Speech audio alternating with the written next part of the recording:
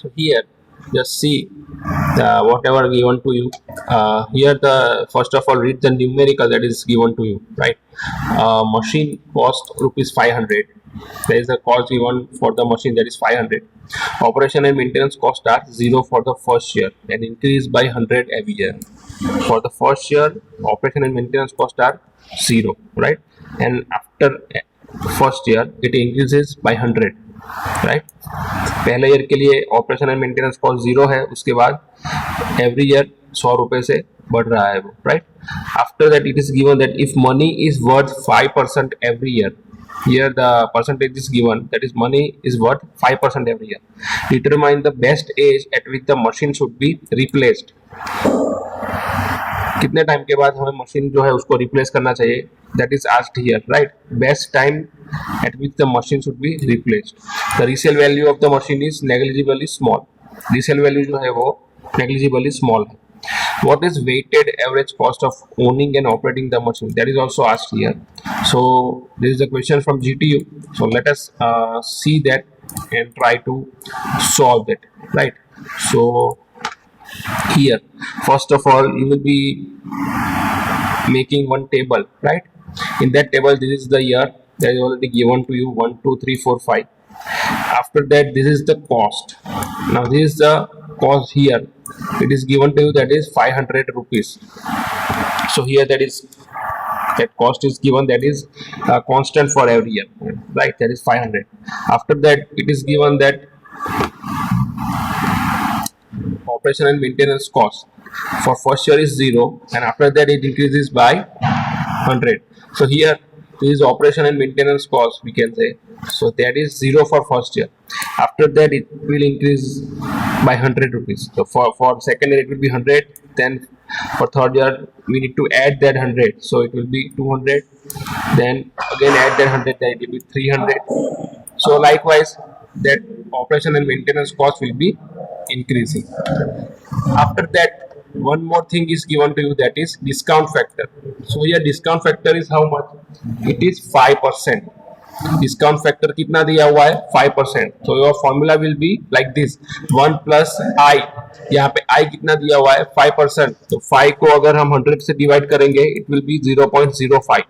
So here it is written as 0.05 raised to minus n. So you need to calculate that discount factor for subsequent years, right? So for first year, we are taking it as 1 only, right? For first year, we are taking it as only 1, and after subsequent years, we need to calculate it. So if you put n is equal to minus n is equal to 1 here in the formula, you will be getting the discount factor for second year, right? This is 0.9524 is for second year. So we need to, यहाँ पे हम n is equal to 1 value दे रहे हैं, लेकिन हमें second year का मिल रहा है. ऐसा क्यों हो रहा है? क्योंकि we are considering the effect after the completion of year, right? First year complete होने के बाद उसका इफेक्ट सेकेंड ईयर पे आएगा. तो अगर सेकेंड ईयर का डिस्काउंट फैक्टर फाइंड करना है, तो हमें n इज इक्वल टू 1 रखना पड़ेगा. इसी तरह से अगर थर्ड ईयर का डिस्काउंट फैक्टर फाइंड करना है, तो n इज इक्वल टू 2 रखना पड़ेगा, राइट? ये ध्यान में रखना. सो इस तरह से हमने डिस्काउंट फैक्टर जो है वो सब्सिक्वेंट ईयर्स के फाइंड कर दिए हैं, right? After that, what we are doing is, यहाँ तक आप सबको पता चल गया. Now we need to multiply this operation and maintenance cost by that discount factor, right? So 0 into 1, it will be how much? 0. This is the new column, discount factor into that operation or maintenance cost, right? Then 100 into this 0.9524 is equal to 95.24, right? 200 into 0.9070 is equal to 181.4.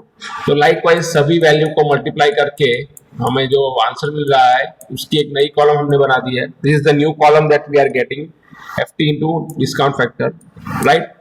Now what we need to do is, in the next step, what we need to do is, we need to add this cost. This cost is constant for every year. We need to add this cost to this column, that is cumulative, that is operation and maintenance cost considering the discount factor, right?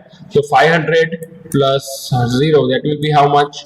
500 plus 95.24, it will be how much? 595.4. 24. Now here there is one thing you need to consider, that you need to add the cumulative values.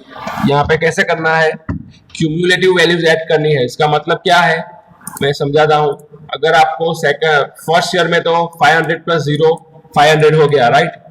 लेकिन second year की अगर बात करें तो 500 plus 95.24 plus 0 इतना करना पड़ेगा, तब हमें ये वैल्यू मिलेगा, राइट. अगर हम थर्ड ईयर की बात करें तो 500 plus 181.4 plus this 95.24 plus this 0, इस तरह से हमें क्यूमुलेटिव वैल्यू फाइंड करने पड़ेंगे, राइट. ये ध्यान में रखना है. अगर हम फोर्थ ईयर की बात करें तो 500 प्लस ये 259.14 तो होगा ही, उसके साथ ये ऊपर की तीन वैल्यू भी होंगे, राइट. तो हमें यहाँ पे क्यूमुलेटिव वैल्यू ऐड करते हुए फाइंड करना है ये जो कॉस्ट है वो, राइट. और अगर शॉर्टकट की अगर हम बात करें, मैं आपको एक शॉर्टकट बोलता हूँ कैसे है. फर्स्ट ईयर के लिए 500 plus 0 that is 500, right. Second year के लिए, सेकेंड ईयर है यहाँ पे, राइट. तो उसके लिए आप कैसे फाइंड करोगे, तो 95.24 plus this 500 is equal to 595.24. Third year के लिए फाइंड करना है तो 181.4 plus this value it will be equal to this much. Fourth year की बात करें तो 259.14 plus this value it will be 1035.78. Fifth year की बात करें तो this value plus 1035 is equal to 1364.86. तो इस तरह से हम शॉर्टकट से भी फाइंड कर सकते हैं ये total value cost plus this operating and maintenance cost जो है उसको हमने क्यूमुलेटिवली ऐड किया है, राइट. उसके बाद क्या करना है, the next step is to find out the PWF, that is present worth factor. PWF का मतलब क्या होता है, प्रेजेंट वर्थ फैक्टर, राइट. तो ये इसका मतलब होता है. उसको how will we find out this, तो प्रेजेंट वर्थ फैक्टर फाइंड करने के लिए ये डिस्काउंट फैक्टर वाला कॉलम हमें देखना पड़ेगा. तो फर्स्ट ईयर के लिए अगर फाइंड करना है तो present worth factor discount factor के जितना सेम टू सेम आएगा. उसके बाद सेकंड ईयर के लिए अगर फाइंड करना है तो कितना आएगा, this 1 plus 0.9524, that summation will be equal to 1.9524. अगर थर्ड ईयर की बात करें हम तो उसके लिए ये तीनों को ऐड करना पड़ेगा और उसके बाद जो वैल्यू मिलेगा वो है 2.85.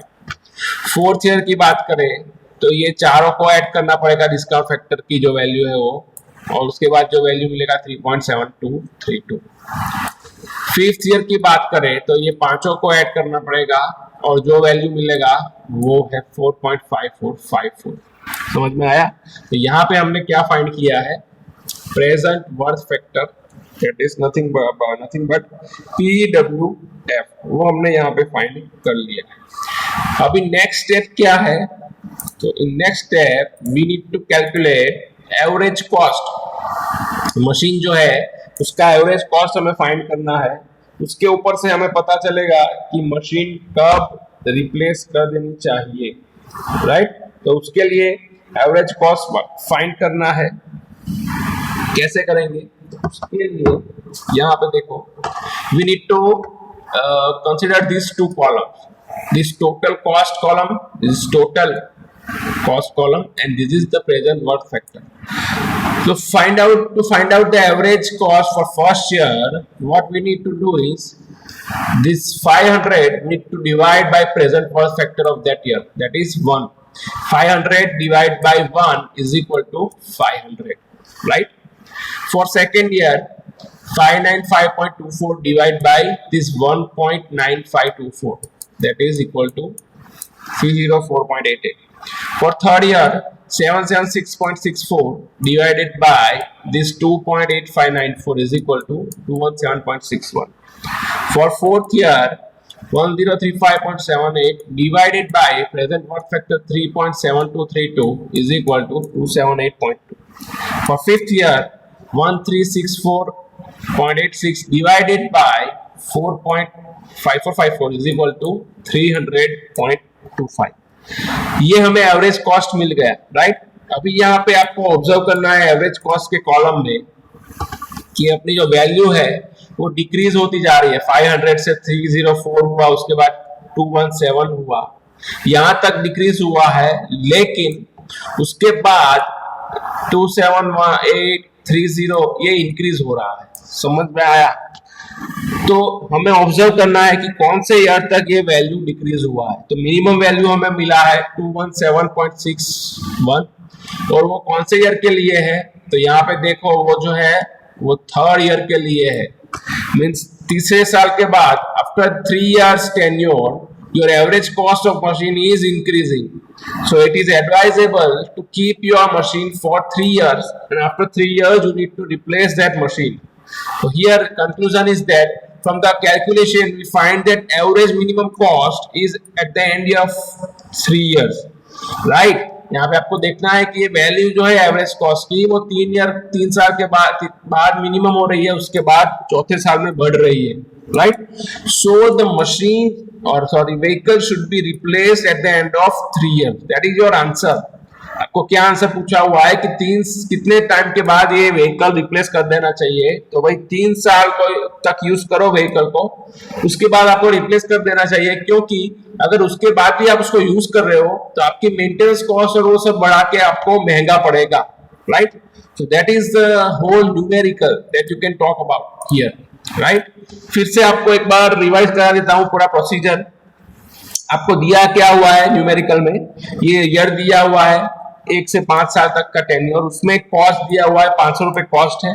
फिर मेंटेनेंस और ऑपरेशन कॉस्ट क्या दिया हुआ है कि फर्स्ट ईयर में 0 है, उसके बाद 100 रुपए हर साल बढ़ाने हैं, तो इससे हमने ये कॉलम बनाया।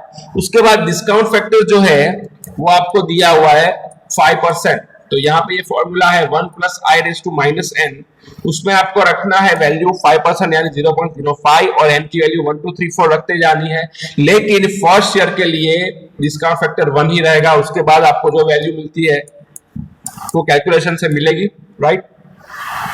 उसके बाद डिस्काउंट फैक्टर को मल्टीप्लाई करके ये मेंटेनेंस कॉस्ट को मल्टीप्लाई करके डिस्काउंट फैक्टर से we are having one more column cost considering the discount factor, जो यहाँ पे हमें मिल गई। उसके बाद ये जो कॉस्ट मिली डिस्काउंट फैक्टर वाली, उसको कॉस्ट में ऐड करना है, तो टोटल कॉस्ट मिलेगी हमें। यहाँ पे देखो ये टोटल कॉस्ट मिल रही है, लेकिन यहाँ पे टोटल कॉस्ट ऐड करते टाइम आपको ये ध्यान में रखना है कि we need to add cumulatively for first year 500 + 0, for second year 500 + 95.24 + 0, ये दोनों को ऐड करना है। For third year 500 + 181.4 + these 2 values, right. इस तरह से क्यूमुलेटिवली ऐड करना है। शॉर्टकट मैंने बताया कि फर्स्ट ईयर के लिए 500, फिर सेकंड ईयर के लिए ये ऐड कर दो उसमें, फिर थर्ड ईयर के लिए ये ऐड कर दो इसमें, तो ये मिलेगा। फोर्थ ईयर के लिए 259.14 ऐड कर दोगे इसमें, तो 1035.78 मिलेगा। फिफ्थ ईयर के लिए 329.08 है, उसको ऐड कर दो 1035 में, तो ये वैल्यू मिलेगा। तो ये जो शॉर्टकट था, राइट, उससे हमसे टोटल कॉस्ट मिली। उसके बाद जो स्टेप है उसमें प्रेजेंट वर्थ फैक्टर फाइंड करना है आपको, जो ये डिस्काउंट फैक्टर का क्यूमुलेटिव लेना है। फर्स्ट ईयर के लिए 1 रहेगा, सेकेंड ईयर के लिए ये दोनों का सम रहेगा, थर्ड ईयर के लिए ये तीनों का सम, फोर्थ ईयर के लिए ये चारों का सम, फिफ्थ ईयर के लिए ये पांचों का सम। इस तरह से आपको मिलेगा प्रेजेंट वर्थ फैक्टर। उसके बाद एवरेज कॉस्ट जो है फाइंड करनी है, तो ये जो कॉस्ट का कॉलम मिला उसको डिवाइड करना है प्रेजेंट वर्थ फैक्टर से। तो आप डिवाइड करते जाओ ये सभी वैल्यू को, तो मिलेगा एवरेज कॉस्ट। उसमें वो आइडेंटिफाई करना है कि कब ये कॉस्ट मिनिमम है, तो ये 3 साल वाला जो रो है उसमें मिनिमम कॉस्ट है हमारा, तो 3 साल के बाद हमें मशीन जो है वो रिप्लेस कर देना है। That is your answer. So this was the first numerical for today regarding the replacement theory. I hope you are getting it. If you are not getting it, just stop me in between and ask me where your query is, right? Now after that let us move to the next problem here। और एक problem देखते हैं, पहले उस पे जो data दिया हुआ है वो पढ़े ध्यान से। कभी भी अगर प्रॉब्लम आप देखो तो डेटा ध्यान से पढ़ ले पहले, कि दिया क्या हुआ है एंड मांगा क्या हुआ है, what is given to you and what is asked to you, वो पहले आपके दिमाग में बैठ जाना चाहिए, उसके बाद आपको न्यूमेरिकल सॉल्व करना स्टार्ट करना चाहिए। तो मैं पढ़ रहा हूँ, vehicle is purchased at 60,000 rupees, ये परचेजिंग कॉस्ट दिया हुआ है 60,000 rupees, running cost are estimated at 6,000 for each of the first 4 year. इसका मतलब क्या है कि रनिंग कॉस्ट जो है वो पहले 4 साल के लिए रनिंग कॉस्ट जो है वो 6,000 रुपए आ रही है पहले 4 साल तक। फर्स्ट ईयर में 6,000, सेकेंड ईयर में 6,000, थर्ड ईयर में 6,000, फोर्थ ईयर में 6,000, इस तरह से। After that increasing by 2,000 per year, मतलब 4 साल तक 6,000 कांस्टेंट रह रहा है, लेकिन 4 साल के बाद 2,000 पर ईयर के हिसाब से इंक्रीज हो रहा है। मतलब 5वें साल में कितना होगा, 2,000 बढ़ेंगे तो 8,000 होगा। 6th ईयर में कितना होगा, 8,000 में 2,000 बढ़ेंगे तो 10,000 होगा।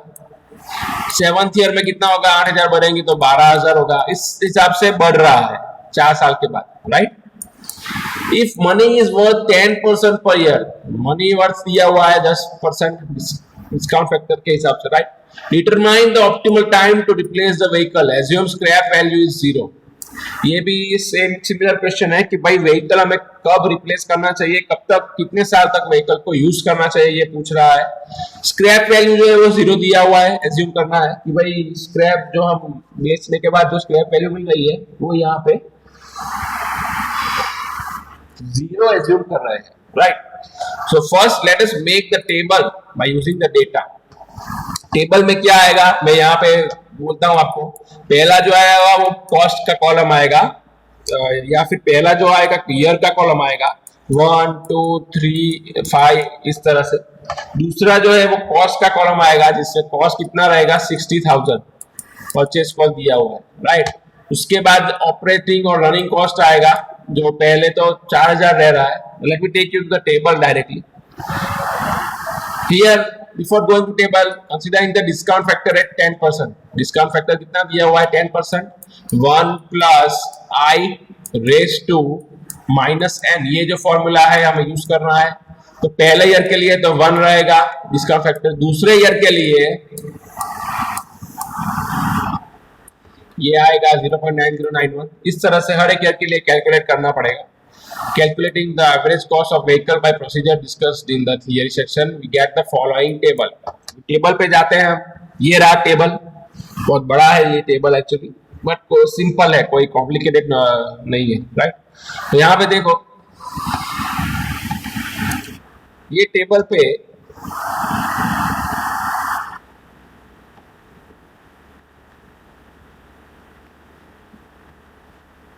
हमें दिया हुआ है कि किस तरह से हमें कैलकुलेशन करना है। तो यहाँ पे देखो टेन्योर 11 ईयर का दिया हुआ है, 1 to 11 ईयर का टेन्योर दिया हुआ है, right. After that what we are doing is, यहाँ पे एक 11 साल है, वो हमें कैसे पता चलेगा, ये अभी हमें डायरेक्टली नहीं दिया हुआ, ये ध्यान में रखना। You need to keep in mind that here the number of years 11 is not given to you initially, right। वो 11 साल तक हमने क्यों किया वो मैं आपको बाद में बताता हूँ।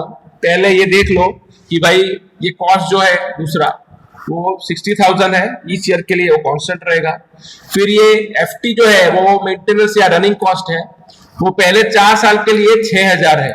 You can see here for first 4 years it is 6,000 only, right। तो it will be 6,000 and after that it is increasing by 2,000। 4 साल के बाद 2,000 के हिसाब से बढ़ रहा है एवरी ईयर। तो 8,000 हुआ, उसके बाद 10,000 हुआ, उसके बाद 12,000, 14,000, 16,000, 18,000, 20,000, राइट। और एक चीज डिस्काउंट फैक्टर की अगर हम बात करें तो यहाँ पे देखो पहले ईयर के लिए तो 1 रहेगा, उसके बाद वो जो फॉर्मूला है 1 plus I raised to minus n, उसमें वैल्यू रखते जाएंगे आप, तो आपको ये फॉर्मूला मिलता रहे, फॉर्मूला से वैल्यू मिलता रहेगा, राइट। तो हमने वैल्यू फाइंड किया हुआ है। उसके बाद ये वैल्यू के बाद हमें क्या करना है, तो हमने ये रनिंग कॉस्ट और डिस्काउंट फैक्टर का मल्टीप्लिकेशन करना है। रनिंग कॉस्ट और जो डिस्काउंट फैक्टर है दोनों का मल्टीप्लिकेशन करना है। तो हमें cost considering the discount factor मिलेगा, तो 16,000 multiply by 1 is equal to this, 16,000 multiplied by this is equal to 5 और 5 5। 16,000 multiplied by this is equal to 4959. 60,000 multiplied by 0.7513 is equal to 5408. तो इस तरह से हमें ये पूरी कॉलम मिल गई मल्टीप्लिकेशन के साथ, राइट। उसके बाद हमें टोटल वैल्यू फाइंड आउट करना है। टोटल वैल्यू यानी ये कॉस्ट प्लस ये डिस्काउंट फैक्टर वाला जो रनिंग कॉस्ट है, दोनों को समेशन करना है, राइट। लेकिन यहाँ पे क्यूमुलेटिव समेशन करना है, ये ध्यान में रखना आप लोग, राइट। क्यूमुलेटिव मतलब क्या? फॉर एग्जांपल फर्स्ट के लिए ये कॉस्ट जो है, ये देखो 16,000 प्लस 6,000 तो कितना हुआ? 66,000 हो गया तुम्हारा, राइट। अभी सेकेंड ईयर के लिए कितना करना पड़ेगा? 60,000 plus this 5455 plus this 6,000, right. ये दोनों को आपको कंसीडर करना है, तो आपको वैल्यू कितना मिलेगा? 71455, राइट।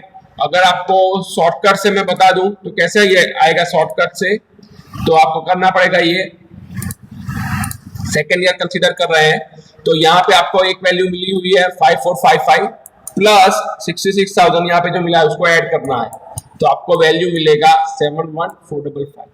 थर्ड ईयर के लिए आपको फाइंड करना है तो 4959 को डायरेक्टली इसमें ऐड कर दो, तो क्यूमुलेटिव वैल्यू मिल जाएगा 76413। फोर्थ ईयर के लिए फाइंड करना है तो 4508 प्लस 76413, तो ये वैल्यू मिल जाएगा। ये शॉर्टकट आपको इसलिए बता रहा हूं कि आपको ज्यादा कैलकुलेशन नहीं करना पड़ेगा, नहीं तो आपको ये सारी क्यूमुलेटिव वैल्यूज ऐड करते जाना पड़ेगा, राइट। तो इसके लिए शॉर्टकट दिखा रहा हूं आपको। फिफ्थ ईयर की अगर बात करें तो 5464 प्लस 80921 किया गया 86386। सिक्स ईयर की बात करें तो 6210 plus this value is equal to 92595। तो इस तरह से आपको सारी क्यूमुलेटिव वैल्यूज मिल जाएगी, टोटल कॉस्ट। समझ में आ रहा है? अभी आपको क्या करना है? Next step is to find out the present worth factor. अभी प्रेजेंट वर्थ फैक्टर कैसे फाइंड करोगे? तो भाई प्रेजेंट वर्थ फैक्टर फाइंड करने के लिए ये डिस्काउंट फैक्टर वाला कॉलम देखना पड़ेगा। फर्स्ट ईयर के लिए present worth factor as it is 1 रहेगा। सेकेंड ईयर के लिए ये दोनों का समेशन आएगा, फर्स्ट और सेकेंड ईयर का, तो 1.9091। थर्ड ईयर के लिए ये तीनों का समेशन आएगा जो 2.7356। फोर्थ ईयर के लिए ये चारों का समेशन आएगा और वो आएगा 3.4869। फिफ्थ ईयर के लिए ये पांचों का समेशन जो आएगा 4.1699। सिक्स ईयर के लिए ये 6 का समेशन 4.7909। सेवंथ ईयर के लिए ये सातों का समेशन 5.3554, राइट। तो इस तरह से समेशन करते हुए आपको सभी ईयर के जो वैल्यूज है वो मिल जाएंगे प्रेजेंट वर्थ फैक्टर के, राइट। ये सभी वैल्यू आपको मिल गई। अभी आपको क्या करना है, तो उसके बाद आपको एवरेज कॉस्ट फाइंड करना है। तो एवरेज कॉस्ट कैसे फाइंड करोगे भाई आप? तो एवरेज कॉस्ट जो है वो टोटल कॉस्ट से प्रेजेंट वर्थ फैक्टर को डिवाइड करना है। 66,000 divide by 1 is equal to 66,000। 71455 divide by 1.9091 is equal to 37428। 76413 divide by 2.7356 is equal to 27933। 80921 divide by 3.4867 is equal to 3207। तो इस तरह से डिवाइड करते करते आपको एवरेज कॉस्ट फाइंड करना है। अभी मैं एक आपको इंपॉर्टेंट चीज बता रहा हूं कि यहाँ पे हम 11 साल तक ही क्यों गए हैं, क्योंकि हमने यहाँ पे जो एवरेज कॉस्ट फाइंड किया हुआ है, यहाँ पे आप देख सकते हो एवरेज कॉस्ट जो है वो कम होता जा रहा है, राइट। कम हुआ उससे कम हुआ। यहाँ पे 17998 आया, अभी यहाँ पे कम हुआ, उसके बाद 17998 अगेन कांस्टेंट हुआ। यहाँ पे देखो 9th ईयर और 10th ईयर के लिए ये कांस्टेंट है 17998, राइट। उसके बाद 10th ईयर उसमें कांस्टेंट आ रहा है। 11th ईयर की अगर हम बात करें तो वहां से ये कॉस्ट जो है वो बढ़ रहा है 18106। यहाँ पे ये कॉस्ट जो है वो कम होने की जगह इंक्रीज हुआ है, राइट। तो इसका मतलब है अभी यहाँ पे हमें रुक जाना है, राइट, क्योंकि ये कॉस्ट जो है वो इंक्रीज हो रहा है तो यहाँ पे हमें रुक जाना है, इसलिए हमने ये 11 साल तक ये हमारा टेन्योर लिया हुआ है, right. It was not informed us initially कि भाई 11 साल तक हमें आगे बढ़ना है, राइट। लेकिन ये आपको टेबल बनाते समय पता चलेगा ये एवरेज कॉस्ट फाइंड करके कि भाई 11वें साल में हमें एवरेज कॉस्ट इंक्रीज हो रहा है, मतलब इसके बाद अगर आप फाइंड करोगे 12th year, 13th year, 14th year, तो ये एवरेज कॉस्ट आपका बढ़ता ही चला जाएगा, तो एवरेज कॉस्ट फाइंड करने का कोई मतलब नहीं है। So after 11 years we are stopping, right. So इसलिए हम 11 साल तक ही ये कैलकुलेशन हमने किया है, उसके बाद हम स्टॉप हो गए हैं। तो यहाँ पे देखो मिनिमम कॉस्ट जो है सबसे पहले कौन से ईयर में आई आपकी 17998, 2 ईयर में आया हुआ है minimum cost 9th and 10th year, right. 2 year में आया हुआ है मिनिमम कॉस्ट, लेकिन हमें सबसे पहले जो ईयर में हमने ऑब्जर्व किया वो ईयर में हमें अटक जाना है, that is 9th year, right. 9वें साल तक हमें अटक जाना है 17998, राइट, जहां पे हमें मिनिमम कॉस्ट मिला हुआ है।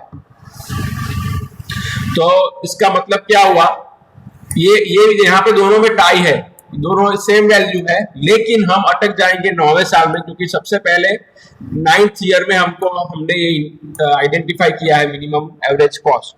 तो 9th ईयर के बाद हम अपना व्हीकल रिप्लेस कर देंगे, that is the conclusion here. From the calculation we find that average minimum cost is at the end of 9 years, so vehicle should be replace at the end of 9th year. ये हमारा conclusion है और ये हमारा answer है कि 9 साल के बाद हमें व्हीकल जो है वो रिप्लेस कर देना चाहिए, right. Here again I am telling you, ये 11 साल तक क्यों कैलकुलेट किया है, why we have calculated till the 11th year. हमें पता नहीं था कि कब तक ये एवरेज कॉस्ट जो है वो मिनिमम आएगी, तो हम कैलकुलेट करते चले गए, we are continuing the calculation till we find the difference, right. जब कब तक कैलकुलेट करेंगे, जब तक हमारा मिनिमम कॉस्ट इंक्रीज होना स्टार्ट नहीं हो जाता, राइट। यहां तक आप देख रहे हो कि कॉस्ट जो है वो डिक्रीज हो रहा है, suddenly in 11th year the cost is increasing, तो तब वहां पे हम स्टॉप हो गए, क्योंकि उसके बाद का अगर हम कैलकुलेशन करेंगे तो भी हमारा कॉस्ट इंक्रीज ही होगा, that is not in our use, right. So उसके बाद हम स्टॉप हो गए। तो यहाँ पे सबसे पहले मिनिमम कॉस्ट हमने 9th ईयर में आइडेंटिफाई किया है, तो हम 9th ईयर के बाद व्हीकल जो है उसको रिप्लेस कर देंगे, right. So that was discussion for today's session. We have discussed 2 problems regarding this replacement theory, right? So these were the 2 problems that I wanted to discuss in today's lecture.